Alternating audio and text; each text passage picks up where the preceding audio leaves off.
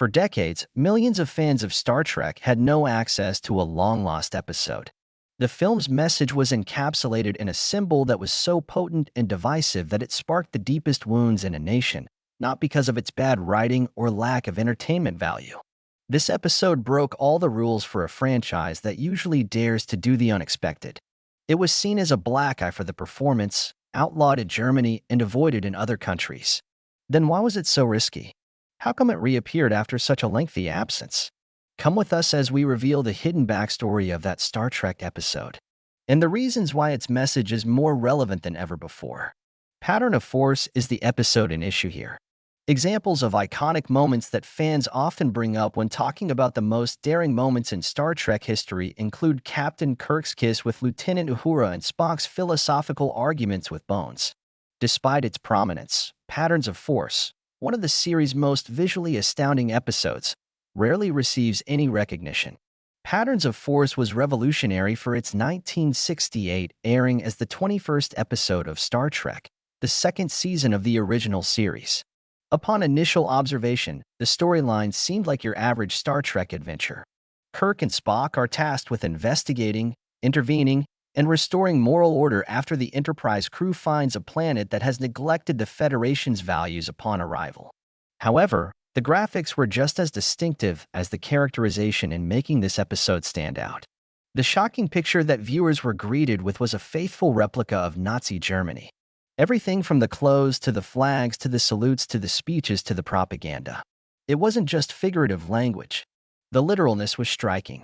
Unfiltered National Socialism was supported by an eco-planet government headed by a rebellious Earth historian called John Gill. Members of their army wore swastikas. Speeches made by Hitler were rebroadcast on their television shows. They were just like fascists in the real world in their brutality. The reasoning was disturbing in the made-up world. Before the genocide, Gill was a highly recognized cultural observer for the Federation. He came to the conclusion that a united planet could be stabilized by the efficiency of Nazi Germany's social structure. He put this method into action on Echoes so that the peace might be preserved. Sadly, it wasn't the case. Under his tutelage, corruption spread. All eyes were on the ideological apparatus. Even in a fictional, extraterrestrial world, Nazi horrors resurfaced. Viewers are presented with a disturbing sight as Captain Kirk and Mr. Spock sneak into the regime disguised as troops. Walking across a totalitarian setting are two beloved science fiction characters, both dressed like the SS. American viewers, who saw the show uncensored at first, were nonetheless unnerved by the spectacle. However, a considerably more severe reaction was unleashed throughout Europe, particularly in Germany. Nazi symbols were and are subject to strict regulations in post-war Germany regarding their public display. The country took a lawful, concerted effort to prevent its darkest period from being romanticized or made light of. These were downright nasty. No matter the setting, they could not be airing on public television. As a result, Patterns of Force was flat out rejected when it was proposed for airing. For decades, German networks blocked it from airing on television. German television did not air the program from 1968 until the mid-1990s, and the ban was not silent. It was absent from German Star Trek box sets and magazine bundles for a long time. It was purposefully removed from the German viewer's experience as a part of the series that was otherwise ignored.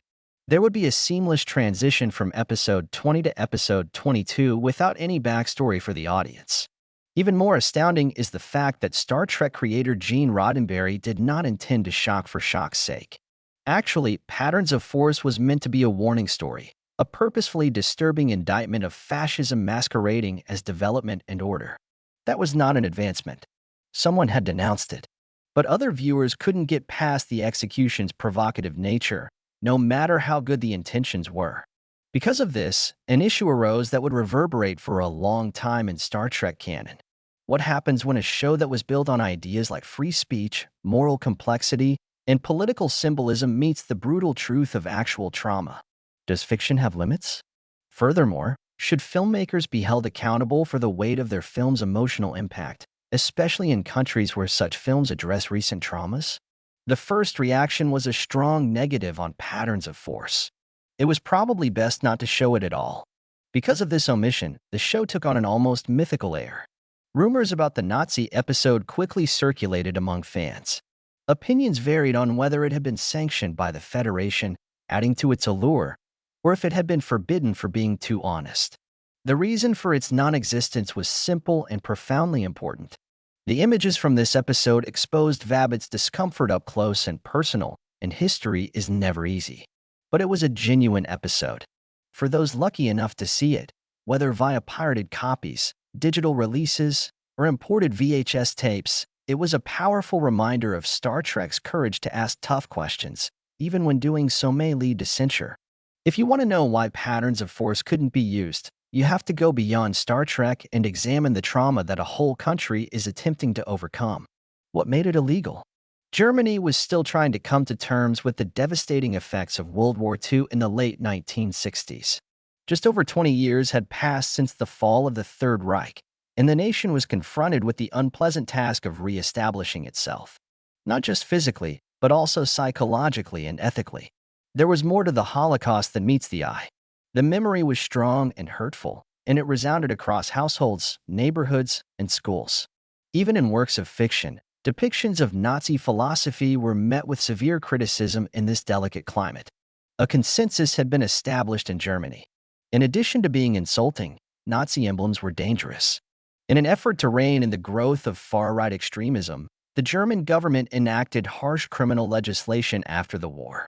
Displaying Nazi symbols like the swastika, SS insignia, or the Hitler salute became prohibited according to Section 86AA of the German Criminal Code, no matter if they were utilized in creative or fictional settings. Public broadcasting could not include these symbols, even in critical or satirical contexts, unless they were part of a highly controlled historical or instructional program. As a result, the German censor's decision on the Star Trek episode Patterns of Force was quick and final. Neither the story's intended denunciation of Nazism nor its underlying message were the central concerns. Instead, what constituted a substantial cultural and legal barrier was the depiction of police officers wearing SS uniforms, buildings covered in swastikas, and rallies that eerily echoed Hitler's speeches. Nothing might be taken in a different way. There should have been an absolute prohibition only based on the images. Networks were uneasy due to Patterns of Force in more than just Germany. Although it wasn't outright banned in other countries, many of them delayed or altered key sequences before airing it. Fearing public outcry, British and several Scandinavian broadcasters were hesitant to air the story. Not because it had gone missing or was forgotten, but because distributors were afraid it may generate controversy. The episode was often completely cut from publication deals sent to television networks around the world. A complicated question arises from this circumstance. Did banning the show show reasonable awareness, or was it an example of cultural censorship? Patterns of Force, according to those who argued against the ban, was the story that everyone needed to hear. The entire episode served as a cautionary tale about the allure of dictatorship and as a moral lesson in and of itself. No heroism was shown in John Gill's ill-advised attempt to imitate Nazi Germany. It was depicted as a tragic tale motivated by intellectual arrogance and moral depravity, rather than a cautionary tale. Throughout reality, the whole of Nazi ideology was slammed throughout the show. But as long as the message was upsetting, German officials didn't care about the medium's impact. Their main concern wasn't that Star Trek may inspire Nazism among viewers. Rather, there was the possibility that their images could be distressing, even when set in a fictional environment, and lead to re-traumatization. Their consideration has to be rooted in the past. In the years after the war, far-right organizations covertly revived fascist ideas through the media. The swastika became more than just a symbol of the past. As a political tool, it was nevertheless very effective. To allow it to resurface on German television, even in a science fiction narrative, was therefore considered too risky. The problem of tone also arose. Patterns of Force was nevertheless a primetime entertainment program, even if it was lighter and less serious than historical plays or documentaries that depicted the Nazi government. Theatrical sets complemented likable, occasionally humorous, personalities. Featuring Nazi emblems in this setting, according to some detractors, runs the danger of trivializing them, albeit inadvertently. While it was certainly confusing to see Spock and Kirk dressed like SS, was there also a fun side to it? Many found disturbing the merging of science fiction with actual crimes. These concerns may have seemed far away to American audiences. In the United States, Star Trek was highly praised for its exploration of intricate moral dilemmas. Racism, violence, civil rights, and political corruption were some of the topics explored in the series via extraterrestrial planets. American authors saw Patterns of Force as another daring installment in a series that confronted viewers with the shadowy sides of history. This perspective, nevertheless, was not shared by everyone. What one group saw as brave can be seen as heartless by another. It should be noted that there was no generalized outcry over the episode Patterns of Force's restriction. This incident passed into oblivion, in contrast to modern scandals when censorship sparks instant online debates. Those Germans who saw Star Trek in the 70s, 80s, and 90s didn't know anything was missing. There was no explanation for the jump from episode 20 to episode 22. Fans were unable to confront one of the franchise's most blatantly political themes for a long time because of this lack of dialogue. Interestingly, it's possible that the episode's importance was amplified by the fact that it was unavailable. It was as if fans had found a secret gem when they eventually found the restricted episode, one that dared to ask more thought-provoking questions than the average television show. If a historian from the Federation thought Nazism could be effective, what made them think that? When it's based on tyranny, how credible is peace? How quickly can good intentions turn into terrible deeds? Silencing Star Trek was never the intention of the restriction of Patterns of Force. Instead, it was about proving that Patterns of Force wasn't an isolated incident and protecting a country's efforts to get back on track ethically. There has been resentment in several places because to Star Trek's long history of continuously challenging norms. Episode 1 of Star Trek Beyond and Censorship. Among the many banned Star Trek episodes, Patterns of Force is among the most well-known. However, this is far from the first incident in which the franchise has conflicts with media outlets, governments, or cultural organizations. Star Trek has a long and storied history of breaking convention and forcing society and networks to confront problems they would rather ignore. Censorship, redaction, or silence were common outcomes of these clashes. Think about the episode of Next Generation, The Best Position. At first glance, this third season episode, which premiered in the United States in 1990, seemed to be nothing more than another alien moral conundrum. An oppressive government and a radical separatist organization fighting for freedom were at the center of the plot. The crew of the Enterprise must confront the moral dilemmas of terrorism, loyalty, and negotiation after the rebels kidnap Dr. Beverly Crusher. A startling statement, particularly for British audiences, was concealed within a single line of dialogue. Data brings up the topic of terrorism in a conversation with Captain Picard, saying that terrorists were also responsible for the unification of Ireland in 2024. Because of that one statement, the UK version of the show was delayed. Remembering the political climate of that time is crucial for understanding the logic behind this. The Irish Republican Army, IRA, was still leading a violent uprising against British rule in Northern Ireland in 1990, adding fuel to the fire of already high tensions. The dangers of bombings, assassinations, and conflicts with the police were real and present.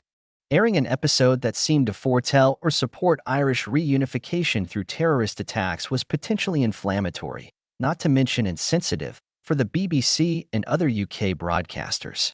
As a result, British television did not air Star Trek: The High Ground, Episode 12, until 2007. The controversial line was still missing from some editions, though. It was also off-air for a long time in Ireland. The delicate topics underlying a nation's political anguish were once again touched with by a single episode of Star Trek. Censorship was an issue for the show in more ways than just politics. There have been modifications and restrictions on Star Trek because of its treatment of sexuality, racism, mental health, and gender roles, among other topics. The first interracial kiss on American television occurred in 1968 in an episode of the original series called Plato's Stepchildren, which aired soon after Patterns of Force. Other than that one memorable scene, the episode was otherwise somewhat forgettable. Telekinetic mind control forces Lieutenant Uhura and Captain Kirk to kiss in front of an extraterrestrial audience that is both harsh and insensitive. Many now consider this to be a watershed event. Nonetheless, it sparked a lot of debate when it was first proposed. Some southern U.S. TV stations chose not to air the show or moved it to the late-night slot in an effort to cut down on viewers. NBC received an overwhelming number of letters expressing disapproval, and many advertisers decided not to support the show. A different take on the sequence was even conceived by the studio, with the kiss implied rather than shown as a safety measure. The third season original episode, Whom Gods Destroy, also takes place in a mental institution run by the Federation. An ex-Starfleet captain who has gone insane and taken over the asylum, Garth of Asser, is our primary opponent. The episode sparked heated debate in multiple nations due to his erratic behavior, violent outbursts, and mockery of mental illness. Due to its depiction of mental illness as both unpredictable and dangerous, the episode was pulled from the original broadcast program in the UK. The content was deemed unsettling, thus several Canadian stations chose not to run it as well. The episode was panned by mental health advocacy groups for perpetuating negative preconceptions about mentally ill people, who were portrayed as aggressive and hopeless. This incident did not resurface in publishing for a number of markets until much later, and even then, disclaimers were common. Another source of disagreement originated with the early 2000s prequel series Star Trek, Enterprise. More serious topics including torture, biological warfare, and vengeance were incorporated in the third season of the show during the Shindy War plot. In one episode called Chosen Realm, a bunch of religious fanatics take over the Enterprise and terrorize the world in the name of. Though it aired in the US, several Middle Eastern and South Asian broadcasters changed it or took it off the air entirely, referencing cultural concerns. Some viewers felt it unjustly linked religious devotion with extremism. These are just the cases that have been officially documented. Despite Star Trek's global impact, the show has frequently undergone subtle edits that go unreported. To appeal to local audiences, we have adapted scenes that feature same-sex affection, political commentary, or even explicit language. A lot of the time unknowingly. What is considered bold storytelling in one country could be disrespectful or subversive in another. The fact that Star Trek's censoring was usually a reaction, rather than a proactive strategy, is possibly the most revealing part of its censorship history. We did not intend for these instances to provoke bans. The point of making them was to get people thinking about what happens when ideals and realities collide. Not all cultures were ready for the conflict, but some welcomed it.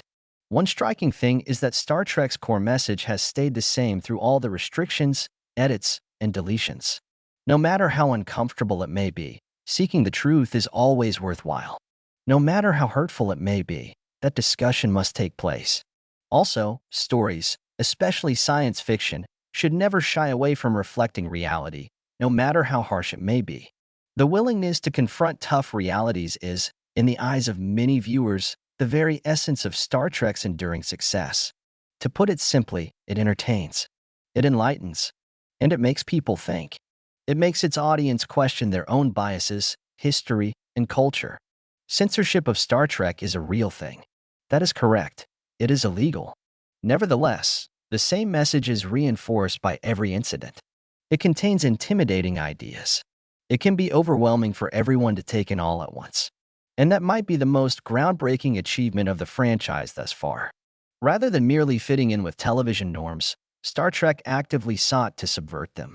Methods by which Star Trek was conceived to question convention.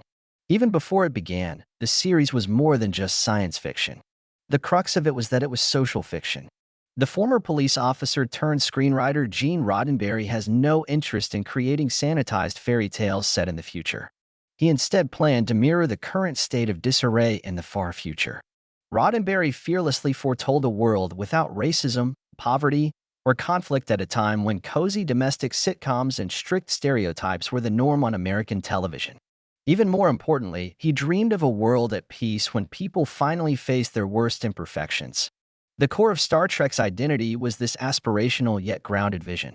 For the benefit of nervous network executives, Roddenberry framed the first series in the 1960s as a wagon train to the stars when he pitched it. But underneath that exterior was a Trojan horse full of political metaphor, biting social critique, and moral complexities. Roddenberry's mission was more than just traveling through space.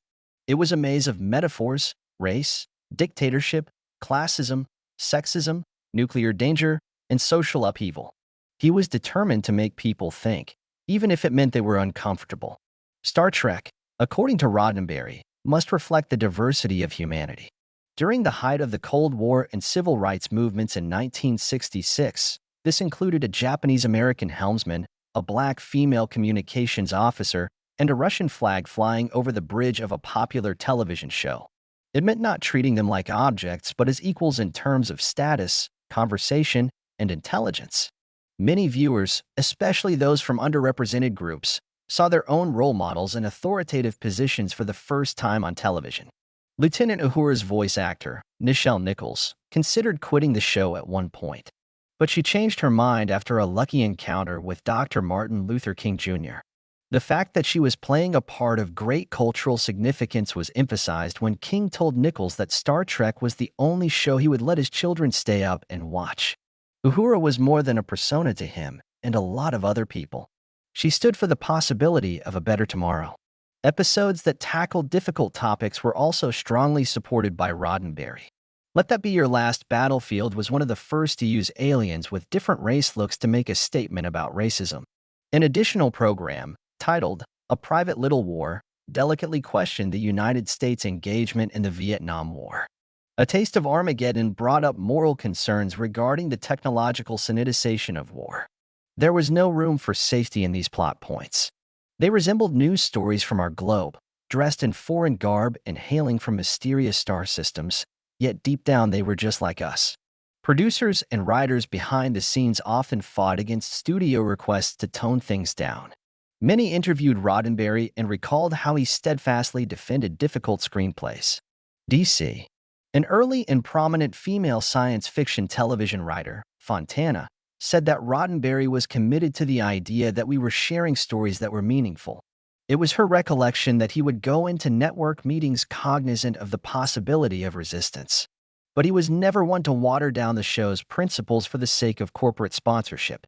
This commitment was worthwhile, and not only in terms of ratings, it also left a lasting impression. The original series only aired for 3 seasons, but it became an unparalleled cultural phenomenon. As time went on, critics started to see Star Trek for more than just genre fare. Aside from it, as per criticism, essays lauding the show's progressive character were eventually published in The Atlantic, Time, and The New York Times. Academics published articles dissecting its philosophical underpinnings. The National Aeronautics and Space Administration, NASA, has even admitted that Star Trek increased popular interest in space travel and sparked technological developments in the actual world. This legacy of convention-defying programming was continued with the 1987 launch of The Next Generation. Episodes like Measure of a Man delved into questions of identity and AI long before these topics became popular. Gender identification and social erasing were themes explored by the outcast. Even though Darmok was discreet, he provided a deep dive into cross-cultural empathy and communication obstacles. Series that followed often cited Roddenberry's original concepts as an influence on their own work. Captain Jean-Luc Picard's on-screen counterpart, Patrick Stewart, has spoken on how the show's authors dared to tackle controversial topics that other shows were afraid to touch. Actress Kate Mulgrew, who made history as the first female captain of a Star Trek series, said that playing Captain Janeway on Voyager gave her the confidence to take on a leadership role in television that had been traditionally male-dominated. To Roddenberry's credit, even the most intense and ethically complicated Trek series, Deep Space Nine, stuck to his concept of questioning ideas. It was one of the few shows of its day to bravely address topics like religious extremism, occupation, terrorism, and post-traumatic stress disorder. Star Trek wasn't just showing us what the future could hold. It was using the future to challenge what we see now. The show's daring garnered criticism, as expected. Some thought its ideals were too idealistic to be realistic. For some, the parallels were too obvious. One thing was evident, though, regardless of the criticism or praise. Critical thinking was promoted by Star Trek. Avoiding offending any cultures wasn't a problem, even if doing so were to turn off some of its viewers. This is the essence of what Roddenberry left behind.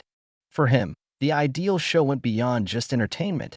He pictured one that subtly, wisely, and occasionally explosively prompted contemplation. In spite of political shifts, cultural revolutions, and technical advances, he managed to create a franchise that could continue that goal for decades. Star Trek is a daring departure from the norm in today's media world, where the majority serves to distract, entertain, or follow trends. A notion of active engagement, rather than escapist, was its source. Quite the opposite, a difficult one. The show's premise was that viewers should not see themselves as passive observers of history, but rather as active participants in preserving it. This is the revolutionary aspect of Star Trek. Because of this, the core of the show never wavered, even when individual episodes were banned, censored, or misunderstood. A strange thing about time is its capacity to change the shape of dispute. What was previously startling and disturbing can, over time, become an intriguing, re-evaluated, and even admirable subject. Force pattern rediscovery in the modern era. Patterns of Force is a prime example of this. Despite its initial prohibition in Germany and other countries for being too controversial to air, the program has since made a comeback, thanks to introspection rather than government oversight. German television eventually carried Patterns of Force in 1995, nearly 30 years following its initial showing. But that wasn't how it ended up in the timetable.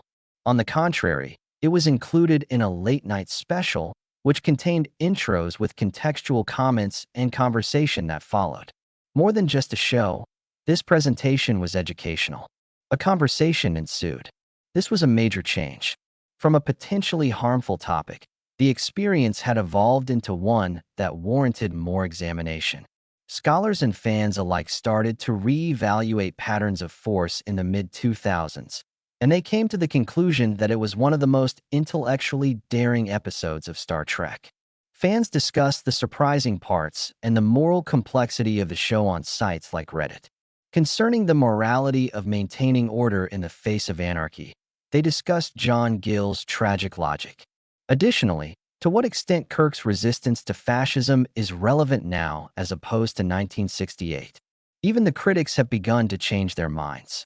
The episode's use of Nazi imagery was controversial at first, but now it's often lauded for its daring depiction. It was really avant-garde to think of a sympathetic historian bringing a fascist dictatorship back to power. At a time when totalitarianism is making a disturbing comeback around the world, Gill's rationale, prioritizing efficiency over morality, has disturbing resonance. This trend has also attracted academic study.